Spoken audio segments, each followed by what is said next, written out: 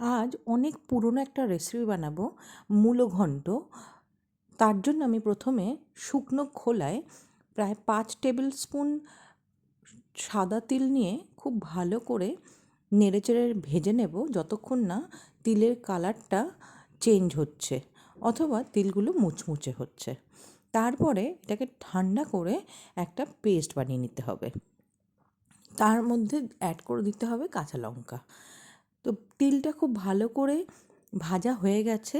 এবারে আমি তিলটাকে ঠান্ডা করতে রেখে দেব। ওই কড়াইতেই আমি 1.5 টেবিল স্পুন সর্ষের তেল নিয়েছি। তার মধ্যে ফোড়নে দেব একটা শুকনো লঙ্কা, অল্প একটু কালো জিরে আর 4-5-6 দানা মেথি। এরপরে গ্রেট করে রাখা মূলোটাকে আমি এর মধ্যে দিয়ে দেব। দিয়ে কিন্তু খুব ভালো করে নাড়াচাড়া করে ভেজে নিতে হবে। আমি কিন্তু মূলোটাকে শুধু গ্রেট করেছি, তার থেকে জল নিচড়ে ফেলে দিইনি। নর্মালি যেরকম গ্রেট করে সেরকমই রেখেছি। এবার এটাকে কিন্তু খুব ভালো করে অনেকক্ষণ ধরে ভাজতে হবে, কারণ মূলো থেকে জল রিলিজ করবে। তো সেই কারণে প্রায় 10-15 মিনিট ধরে মূলোটাকে ভাজতে হবে, যাতে জলটা একেবারে শুকিয়ে যায়।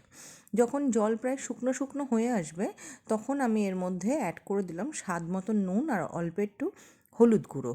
সেটাকে দিয়েও কিন্তু আমি খুব ভালো করে নাড়াচাড়া করতে থাকবো। আর এবারে ঢাকা দিয়ে রেখে দেবো যাতে ভালো করে সেদ্ধ হয় আর যতটুকু জল আছে সেটাও শুকিয়ে যায়।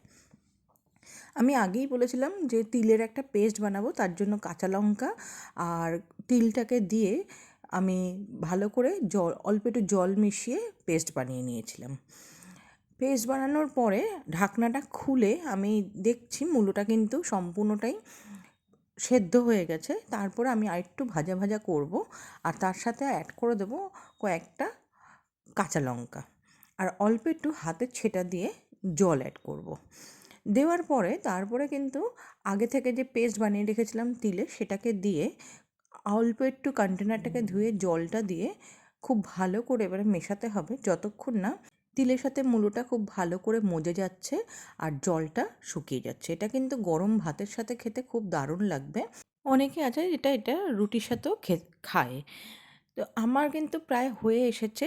তো অবশ্যই তোমাদের কাছে অনুরোধ রাখলাম, আমার চ্যানেলটাকে লাইক, শেয়ার, সাবস্ক্রাইব করো আর কমেন্ট করে জানিও আমার ভিডিওগুলো কেমন লাগছে। আর এই রেসিপিটা করে খেয়ে জানিও তোমাদের কেমন লাগলো। যারা মূলো খেতে পছন্দ করো না, তারা কিন্তু অবশ্যই এটা ট্রাই করে আমাকে জানাবে। তো চলো, ততক্ষণের জন্য টাটা। আমার কিন্তু পুরোপুরি রান্নাটা রেডি হয়ে গেছে। আমি এবারে সার্ভিং যেটাতে করব সেটার মধ্যে উঠিয়ে নিচ্ছি।